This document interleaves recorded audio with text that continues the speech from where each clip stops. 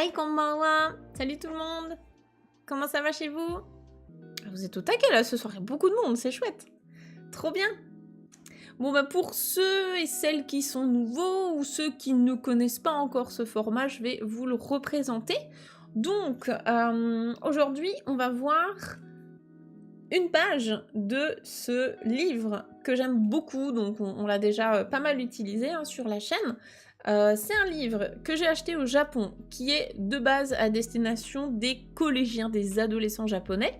Donc c'est pas un livre qui est fait pour les étrangers, ce qui est vraiment intéressant du coup de le lire, nous, en tant qu'apprenants du japonais, puisque là il n'y a vraiment aucun filtre, c'est du vrai japonais. Et c'est un livre en fait qui va illustrer des expressions de la vie quotidienne, donc ce qu'on appelle des expressions idiomatiques ou des proverbes, pour les expliquer au mieux du coup aux enfants, adolescents japonais. Donc à chaque fois on a comme ça un proverbe ou une expression qui est illustré avec un manga, donc parfois c'est des plus courts et parfois on a des pages entières. Je sais pas ce que je vous montre, je vais essayer de vous montrer un bon exemple. Voilà, parfois on a des pages entières avec un grand manga plus des explications en bas, et ça nous permet, déjà de mettre en pratique la lecture, la compréhension écrite, etc., mais aussi d'apprendre des proverbes, des expressions en japonais.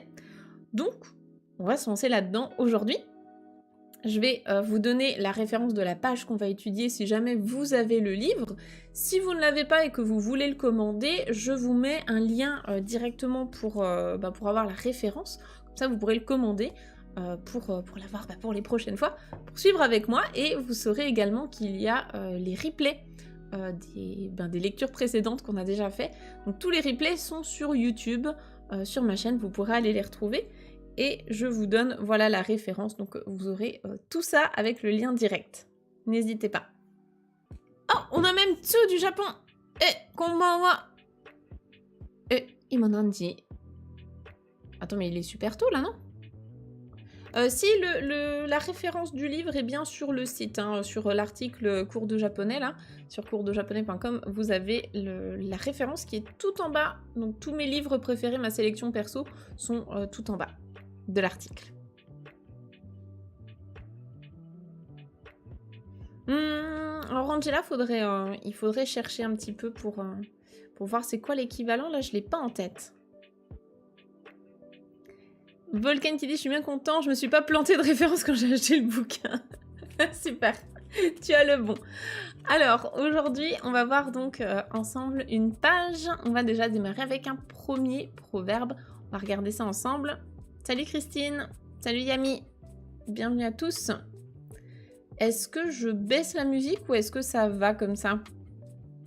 Vous me direz si elle est trop forte, s'il y a besoin. Alors, on va donc se lancer dedans. Je vais peut-être me pousser, je vais voir où je me mets. Donc là, on est sur la page 58, si je ne dis pas de bêtises. Oui, c'est ça. Donc si vous avez le livre, vous pouvez l'ouvrir à la page 58. Aujourd'hui, on va faire donc le premier proverbe là en haut, la partie du haut, donc qui est celle que vous voyez à l'écran. Ce proverbe-là. C'est bon pour la musique, merci. Salut Fanny. Il faut essayer de le choper sur Nippongo pour l'avoir moins cher. Ah je ne sais pas s'il vend cette référence. Mais effectivement, s'il le vend, n'hésitez pas à passer par Nippongo. C'est un très bon plan.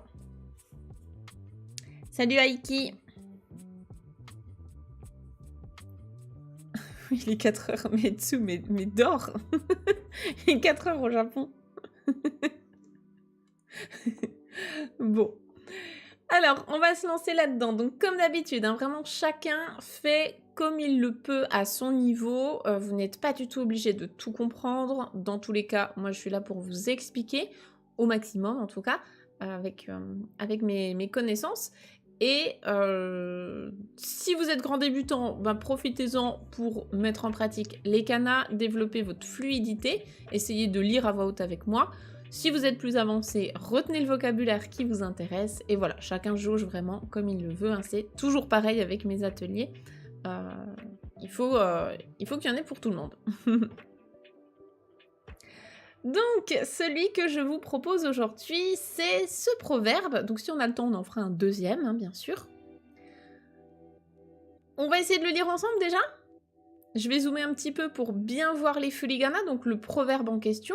Ici, vous voyez, en haut à droite, il y a marqué kotowaza. Kotowaza, ça veut dire un proverbe. Et en dessous, on a donc le proverbe sur lequel on va se concentrer aujourd'hui. Donc, le proverbe en question, essayez de le lire avec moi. Kusatemo tai. Ici, c'est bien un petit tsu. C'est peut-être pas super flagrant, mais c'est un petit tsu. Donc, il est là pour doubler la consonne, enfin, le kana qu'il y a derrière. Donc, kusatemo tai. Kusatemo tai. C'est notre proverbe. Il est composé de 2 mots. On a ici un verbe et on a ici un nom. Est-ce que quelqu'un connaît l'un de ces 2 mots, voire les 2 ? Est-ce que vous voulez participer dans le chat ? N'hésitez pas. Et ensuite, on va parler de la forme ici, la forme grammaticale en temo. Est-ce que quelqu'un déjà connaît peut-être ce verbe ? Oui, pour le livre, peut-être que vous pouvez le trouver chez Junku. Je vous avoue que je ne sais pas du tout à quel prix vous pouvez le trouver. Moi, je l'avais acheté au Japon, et au Japon, il coûtait 950 yens. Donc, autant vous dire que c'était pas très cher. En import, ça doit pas être le même prix. Hein. Salut Madouk. Tu l'avais acheté à Junku, d'accord. Alors, le verbe ici, il est conjugué à la forme en T. Le verbe qui nous intéresse, sa forme dictionnaire, sa forme infinitive, c'est kusaru. Kusaru. Qui se transforme ici en kusate à la forme en T. Ce verbe-là, il veut dire... Alors, j'arrive après pour l'explication du taille. On va déjà voir le verbe. Ce verbe-là, il veut dire quelque chose qui pourrit. Quelque chose qui se décompose, donc un aliment en particulier. Voilà, quelque chose qui est en train de pourrir.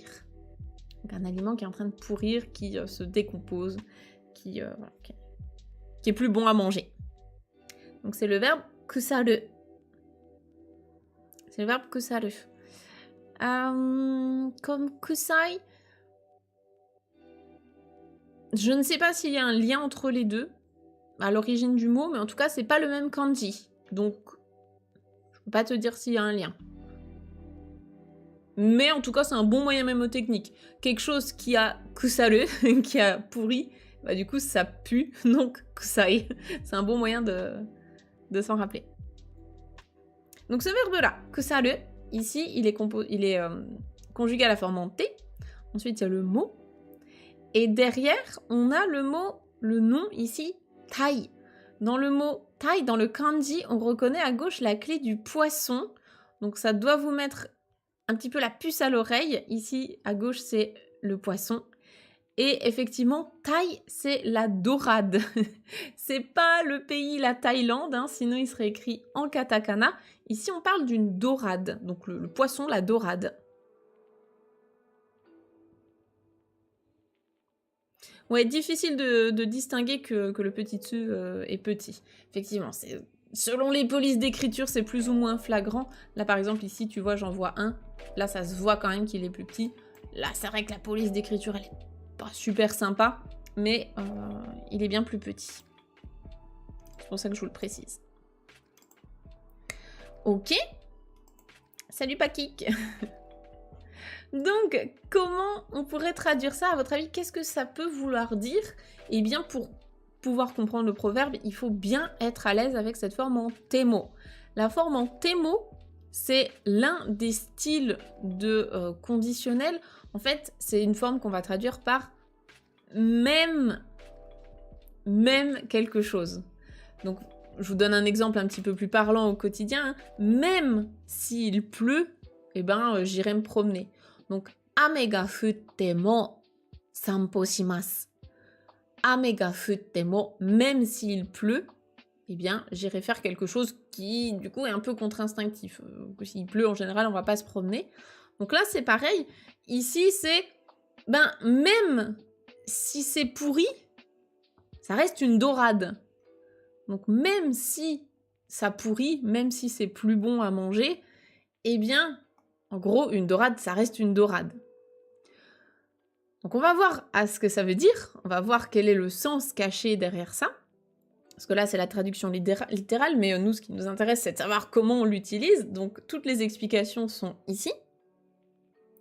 Et si il y a un kanji pour le verbe pourrir, bien sûr, kusaru, il y a un kanji pour ça. Tu peux l'écrire en kanji. Mais c'est vrai qu'on le voit aussi très souvent comme ça en hiragana.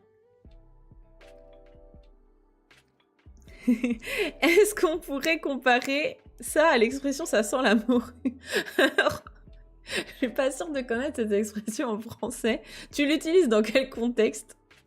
Est-ce que c'est genre juste ça pue, un truc qui pue? Parce que ici, c'est pas le sens de cette expression. On va voir ce qu'elle veut dire. Salut Damien! Vous pouvez déjà essayer de deviner un peu ce que veut dire cette expression et du coup ce que je vous propose, c'est bien sûr de lire les explications pour que ce soit clair pour tout le monde. Est-ce qu'il y a besoin que je zoome ou est-ce que ça va? Parce que je vous avoue que si je peux rester comme ça, c'est parfait, au moins j'aurai pas à bouger dans tous les sens le texte. Souvent je sais que ça peut donner un peu la gerbe, donc je préfère pas bouger le texte dans tous les sens. Normalement vous êtes en grand écran là, vous devriez pouvoir lire les furigana. Salut Laurent Houtan. C'est tout bon? Ok, bon bah super, merci. C'est tout bon. Eh ben écoutez, on bouge pas. Je vais rester comme ça en haut à gauche. Je ne gêne pas, vous avez le texte sous les yeux. On va déjà lire peut-être les explications et ensuite on verra dans quel contexte là, donc dans ce manga, comment l'expression est utilisée. Donc on commence avec le passage en vers. Le passage en vers, c'est imi. Donc imi, c'est la signification, le sens de ce proverbe, de cette expression. On va le lire ensemble et ensuite on décortique, on explique. Donc essayez de lire avec moi, je vais le lire assez lentement. Sugureta saino ya kachi ga aru mono wa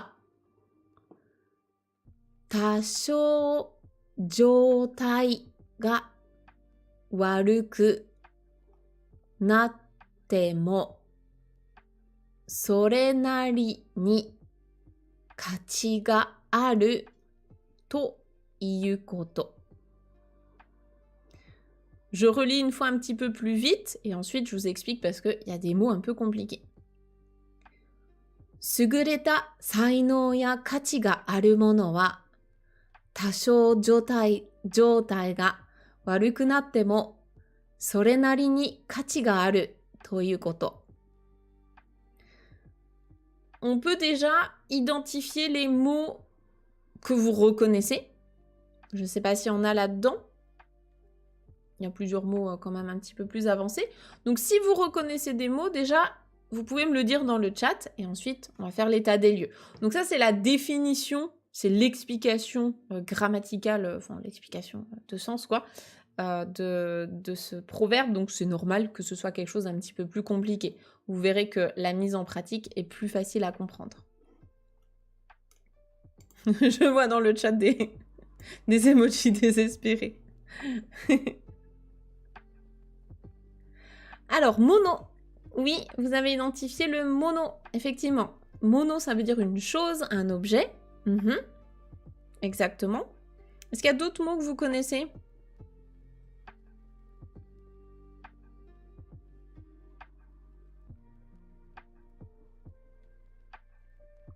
Warukunai.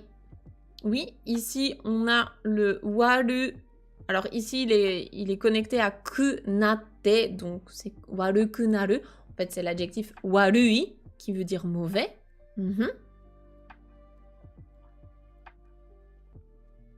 Ah ok, ça sent la morue de tout à l'heure, ça veut dire il y a anguille sous roche. D'accord. Ça sent mauvais, quoi. Genre, je le sens pas, cette situation. D'accord. Bah, ici, en tout cas, ça veut pas dire ça.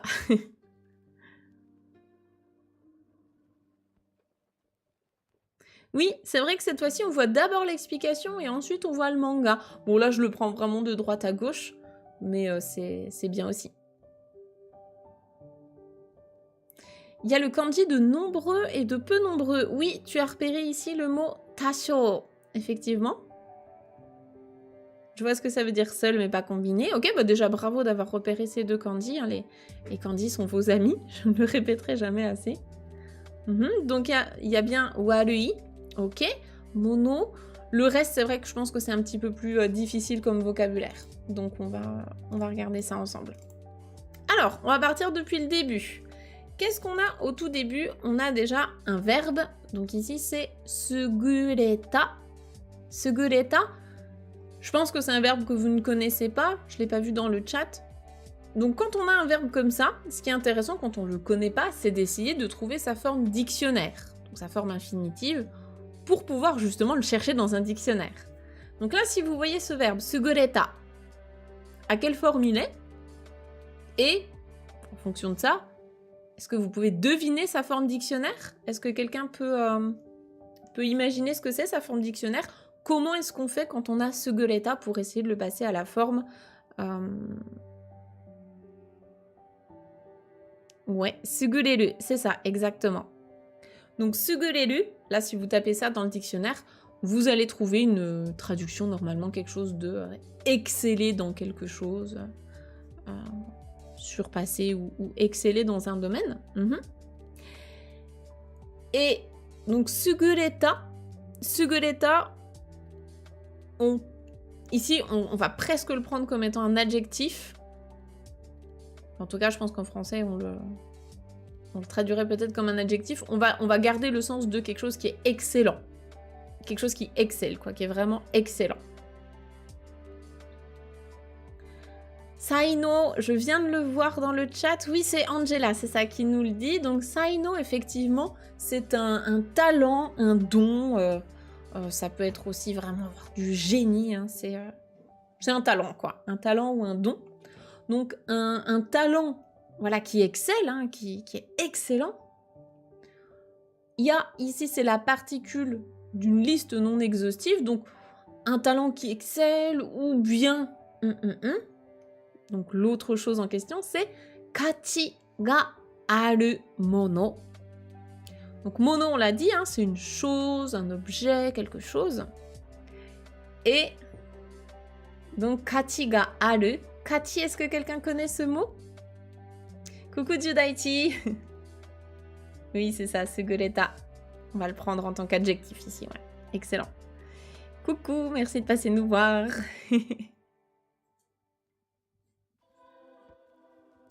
C'est ça, donc kachi, c'est quelque chose, donc là, kachi ga aru mono, c'est quelque chose qui a de la valeur. Donc kachi, c'est la valeur. Et ici, on voit que c'est le thème de notre phrase. Donc kachi ga aru mono, quelque chose qui a de la valeur, ou bien vraiment un talent voilà, qui excelle. Donc ça, c'est le thème de la phrase. On continue. Tasho joutai ga waruku natte mo. On va essayer peut-être déjà de couper ça ici et on reprendra la fin de la phrase. Alors effectivement, tout à l'heure, quelqu'un avait repéré qu'on a le kanji de nombreux et le kanji de peu nombreux. Donc pris séparément, c'est des kanji assez communs qu'on va plutôt voir au début de notre apprentissage. Donc le premier kanji, c'est l'adjectif oi, nombreux. Le deuxième kanji, c'est l'adjectif sukunai, peu nombreux. Les deux ensemble, ils se transforment en adverbe. Et donc forcément, ils changent de lecture, sinon ce serait pas drôle. Donc tasho, ça veut dire quelque, un peu de quelque chose, quelque, un peu de. Et derrière, on a le mot joutai, joutai. Est-ce que quelqu'un connaît ce mot? Jotai, peut-être que vous l'avez déjà croisé?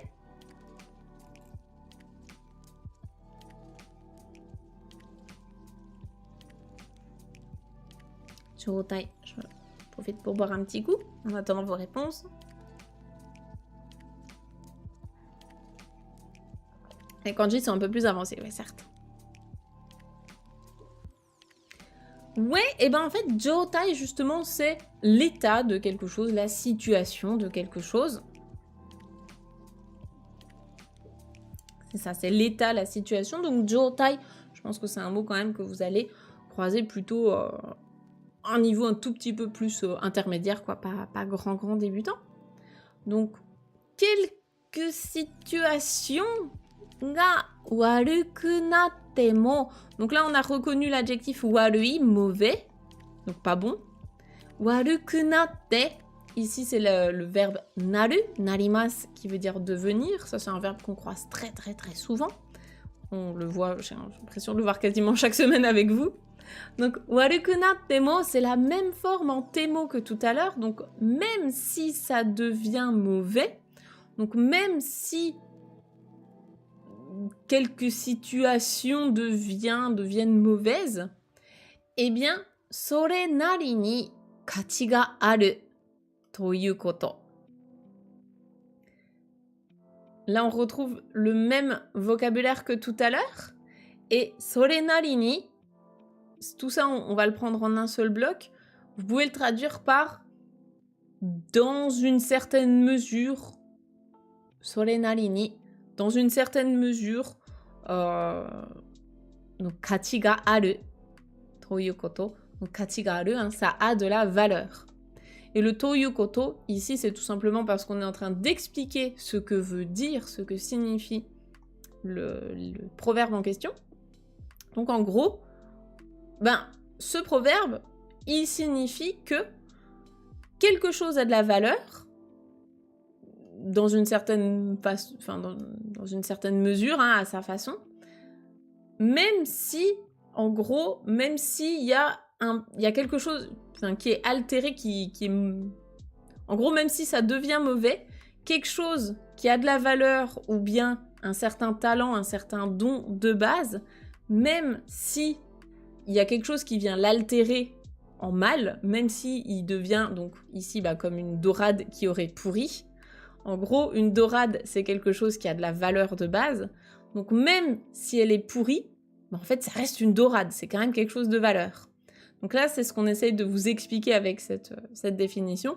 Donc quelque chose qui a de la valeur ou du talent, eh bien, même si ça devient un peu mauvais, un peu pourri dans son état, dans sa situation, eh bien, ça reste quelque chose qui a de la valeur, quoi, dans une certaine mesure. Donc là, je trouve que l'exemple, l'illustration de la dorade est vraiment pas mal. On va en voir un ici tout à l'heure avec justement la bulle de manga dans la pâtisserie. Alors, on va voir de quoi elle parle. Mais ici, la dorade, donc même une dorade pourrie, ça reste une dorade, quoi. Au final, le titre est plus facile à comprendre que l'explication. Oui, c'est souvent le cas. C'est vrai. Même moi, j'ai du mal à vous l'expliquer en français. Quelque chose qui a de la valeur de base, même si son état est quelque peu altéré, devient mauvais, ça reste quand même quelque chose qui a de la valeur au final. Et justement, je me suis trouvée un peu embêtée face à ça, parce que j'ai pas l'impression qu'on ait un équivalent en français. J'ai trouvé un équivalent en anglais, mais j'ai pas trouvé d'équivalent en français. En anglais, attendez, je me l'étais noté. Oui, ça m'avait fait rire en plus, je connaissais pas cette expression en anglais. L'expression en anglais, apparemment, qui colle le mieux, c'est « A diamond on a dunghill is still a diamond ». Donc, un diamant sur un tas de fumier reste tout de même un diamant. Donc, en gros, un diamant qui serait couvert de caca, ça reste quand même un diamant. Est-ce que vous connaissez un équivalent en français ? Est-ce qu'on a ça ou pas du tout? Comment on exprimerait ça en français? Là, je serais bien curieuse de savoir si... Ouais, hein, ça vous pose une colle un peu, non? Parce que je trouve que c'est vraiment une expression qu'on devrait avoir. C'est quelque chose qu'on devrait pouvoir dire. Tu vois, genre, ben oui, mais ça a quand même de la valeur, quoi.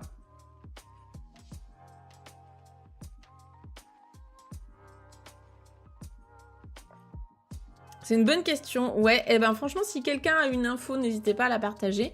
Sinon, bah, c'est peut-être tout simplement qu'on n'a pas assez d'expressions en français.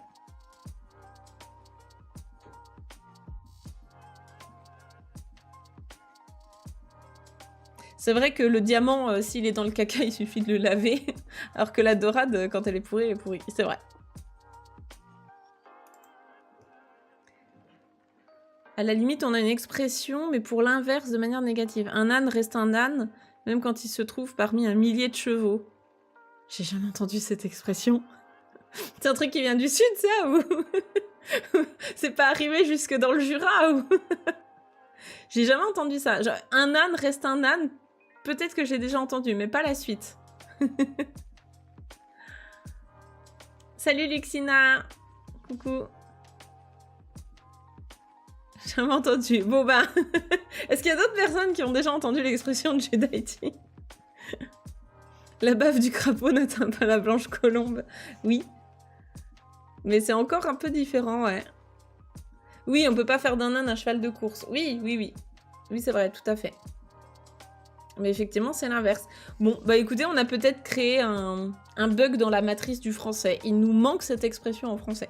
Il faut qu'on la crée. Je vous propose que ce soir, on la crée ensemble. Trouvez-moi un bel équivalent de ça.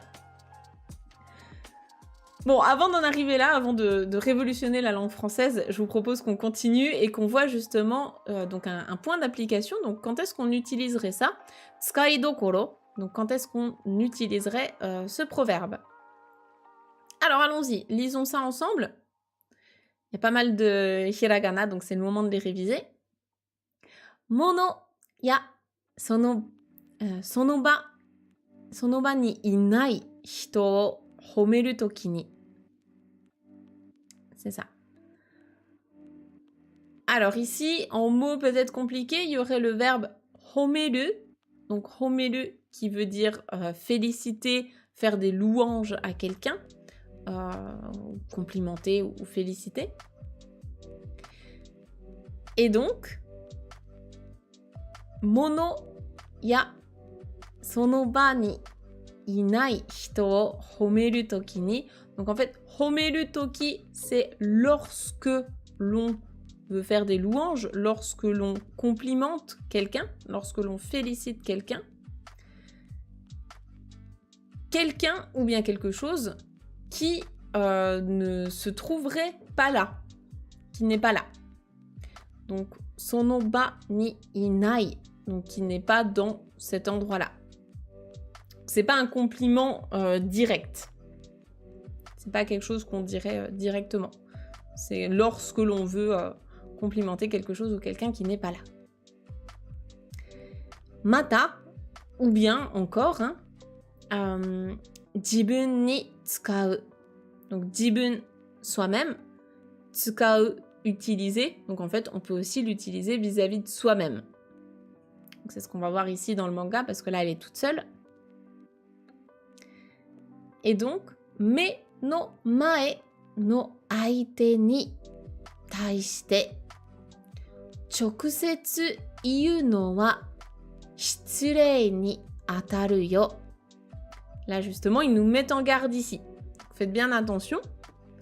Donc, me, ce sont les yeux.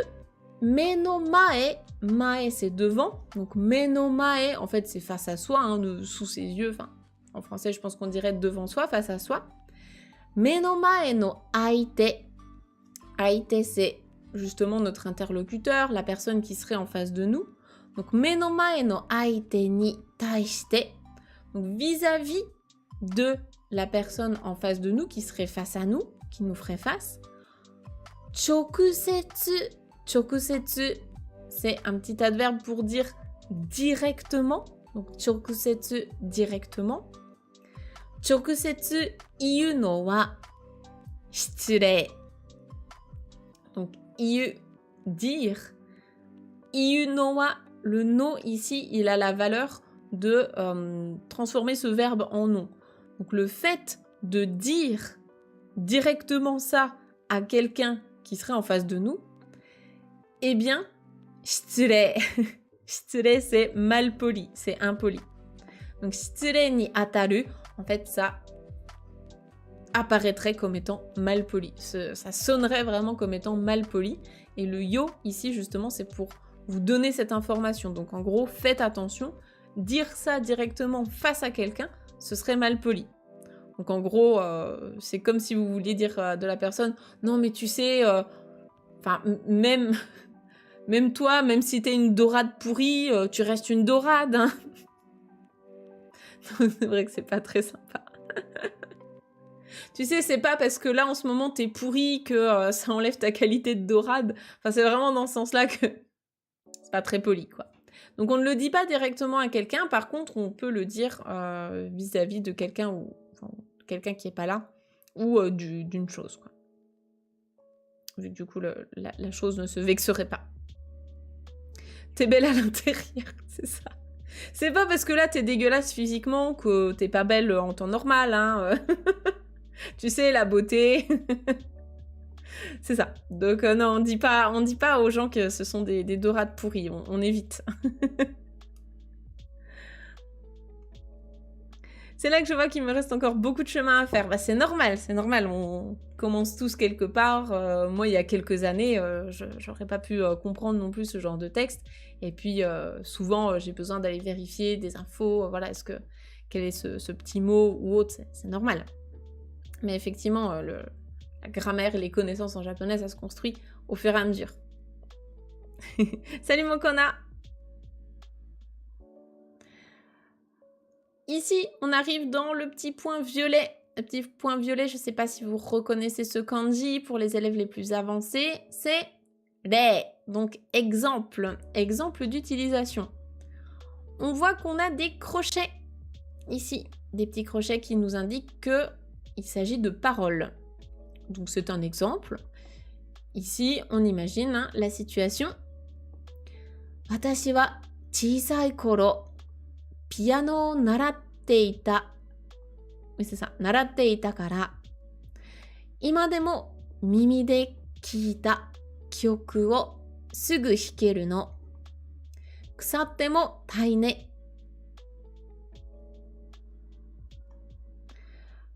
Alors, la première phrase, en tout cas la première partie de phrase, elle n'est pas si difficile si tant est que vous ayez la grammaire, mais enfin, on est sur du N5. Donc est-ce qu'il y a des élèves qui comprennent cette partie-là? Donc watashi wa chisai koro piano o naratte ita kara. Est-ce que déjà sur cette partie-là, il y a des choses que vous comprenez? Même si c'est juste des mots, hein, vous pouvez aussi le dire dans le chat. Donc, watashi wa chisai koro piano o naratte ita kara.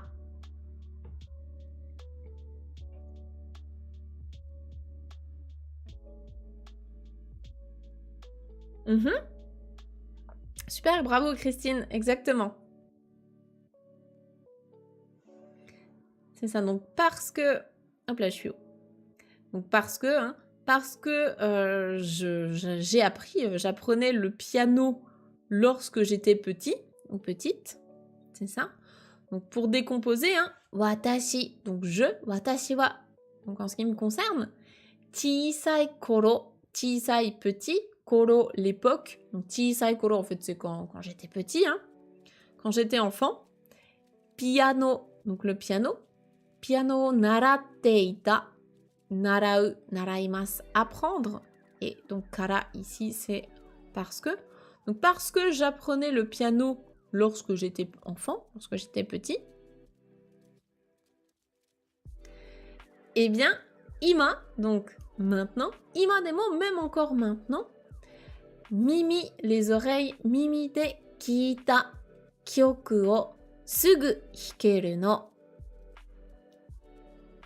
Ici, est-ce que quelqu'un comprend un petit peu ce qu'on raconte?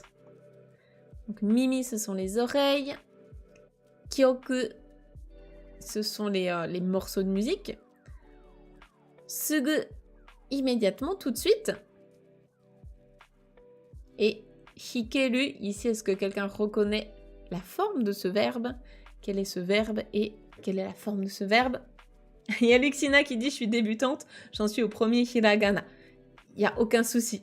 T'es pas là pour comprendre du coup le fond du texte. Entraîne-toi déjà à bien repérer les kanas et à pouvoir les lire sans trop buter. C'est déjà la première étape, une chose après l'autre.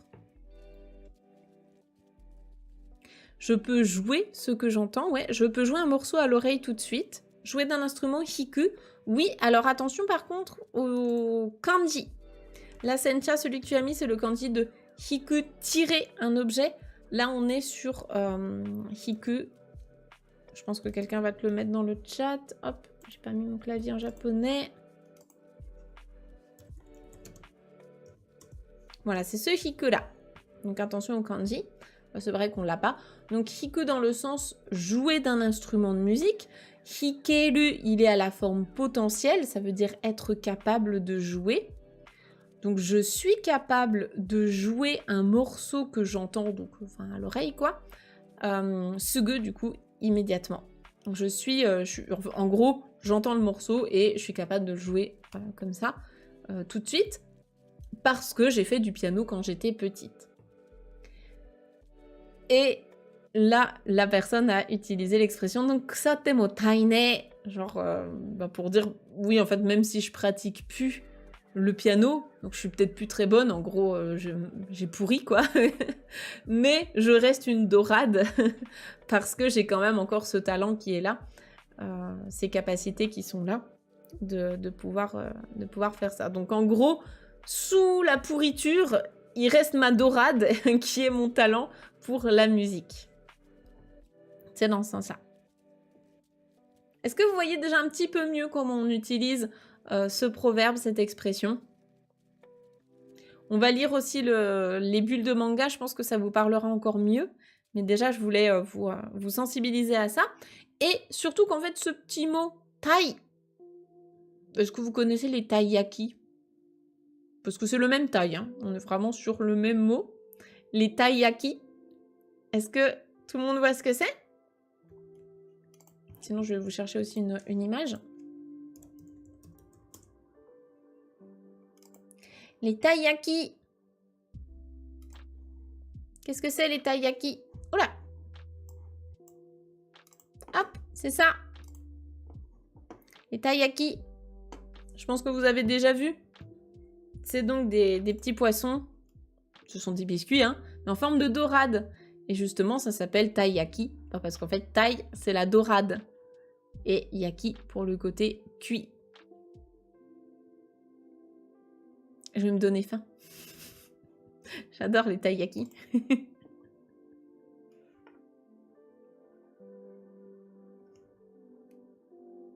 Je comprends l'expression, mais le diamant, c'est plus parlant qu'un poisson pourri.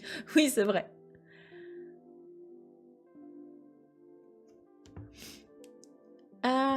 Alors, qu'est-ce que tu dis? Petite question, j'ai appris hikimas pour jouer d'un instrument, mais du coup, la conjugaison, c'est la partie...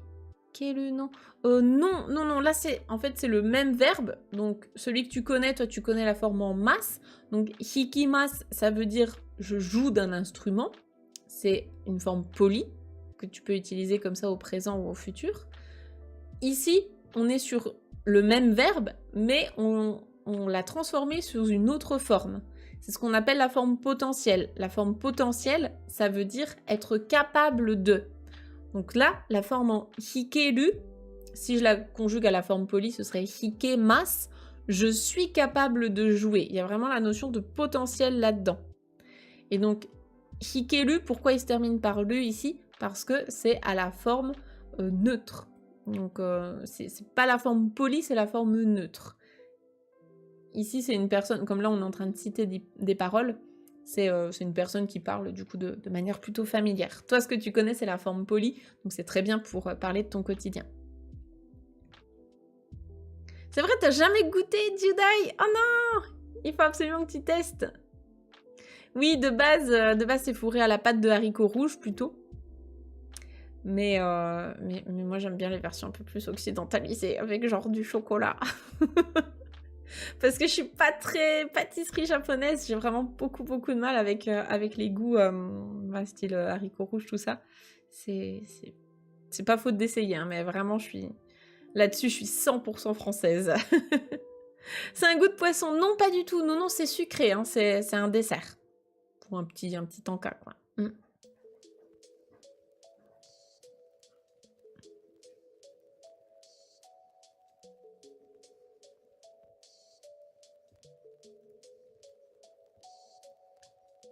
Alors, Sugu... Attendez, il y a eu pas mal de messages. J'ai pas tout suivi. Mais je vais prendre le dernier.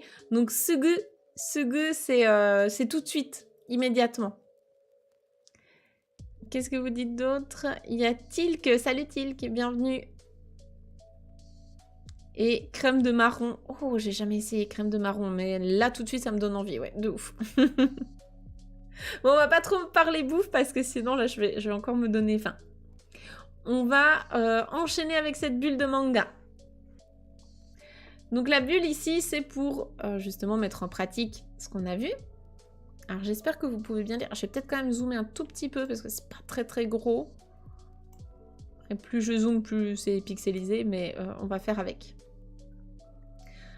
Alors, ici... Donc oui, pour le contexte, hein, pardon, si jamais vous n'aviez pas encore suivi les autres lectures qu'on avait faites de ce livre, on est dans le chapitre sur la pâtisserie. Donc en gros, on suit des gens qui travaillent dans une pâtisserie. Il y a d'autres thèmes, hein, il y a l'école, etc. Mais là, nous, on est dans la pâtisserie. Et donc, elle est... elle est pâtissière, hein, ça se voit, je pense. Donc là, qu'est-ce qu'elle dit? Koukyu na sato de tsukutta caramel sauce. Non, il n'y avait pas d'allongement ici. Caramel sauce. Chotto kogashisugichatta. Et après, donc, elle enchaîne avec Kusate mo tai da ne. Oishii. Alors, qu'est-ce qu'elle dit? Est-ce que déjà dans le mot kokyu, est-ce que vous reconnaissez peut-être le premier kanji? Oui, bravo, bah parfait, on est connecté. Donc effectivement, le premier kanji, c'est le kanji de takai, qui veut dire élevé ou cher, mais ici c'est plutôt dans le sens élevé. Kyu, ici, donc kokyu les deux ensemble, donc c'est d'un niveau élevé. En gros, c'est quelque chose de comment dire en français, pas de prestigieux, mais d'un très bon niveau. De genre catégorie plus, quoi. Et de quoi on parle? Eh bien de sato. Sato, c'est du sucre. Donc là, comme elle est pâtissière, elle parle de sucre. Donc un sucre de qualité, de première qualité, peut-être on dirait en français. Un sucre vraiment de top qualité, de haut niveau. Donc, kokyu na sato de tsukutta caramel sauce. Donc là, vous avez peut-être reconnu le mot caramel et sauce. Donc une sauce au caramel, quoi. C'est ce qu'elle est en train de faire. Tsukutta, fabriqué. Donc une sauce au caramel qui a été fabriquée à partir avec un sucre de haute qualité. Chotto kogashisugichatta. Kusatte mo tai da ne. Chotto, je pense que ça, ce mot-là, vous le connaissez. Chotto. Salut Enjoy, bienvenue à toi. Donc chotto un petit peu, oui, bien vu. Kogasu, kogashimasu. Donc le verbe ici de base, kogasu, c'est dans le sens brûler, presque carbonisé, mais en gros, il a trop cuit, quoi. Il est trop brûlé. Donc la forme derrière en plus, c'est sugiru. Donc kogashi sugiru, la forme en sugiru, on le voit au niveau GLPT4, c'est pour dire avoir trop fait quelque chose. Donc kogashi sugiru, l'avoir trop brûlé. En gros, il a un petit peu trop cramé, quoi. Plus la forme en chatta. La forme en chatta, on la voit aussi très souvent dans nos lectures. C'est pour dire, pour exprimer le regret d'avoir fait quelque chose. Donc ici, ce qu'elle nous dit, c'est la sauce au caramel, donc qui a été fait avec un sucre vraiment de super qualité. Ah, il est un petit peu trop cramé, il est un petit peu trop brûlé. Mais en fait, ben, même si c'est cramé, ça reste un très bon sucre, quoi. Comme de base le matériau est très bon, c'est un sucre qui est vraiment de qualité, et bien même s'il est un peu cramé, ça reste quand même de l'excellente qualité, puisque une dorade, même si elle a pourri, ça reste une dorade. Et ensuite elle dit Orishi, comme ça en off. Donc c'est délicieux. Voilà pour notre exemple avec cette petite bulle de manga. Est-ce que ça va? Est-ce qu'il y avait des questions là-dessus? J'espère que j'ai été assez claire. Je ne sais pas si j'ai absolument tout expliqué, mais dans tous les cas, si jamais il y avait des questions, vous n'hésitez pas. À choisir, je préfère le sucre brûlé à la dorade pourrie. On est d'accord. On est très clairement d'accord. Voilà pour ce nouveau petit proverbe. Donc si jamais vous êtes curieux de voir, d'étudier d'autres proverbes du genre, donc ils sont tous illustrés comme ça avec des bulles de manga, il y en a plein sur la chaîne YouTube en replay. Donc vraiment n'hésitez pas à aller en checker d'autres.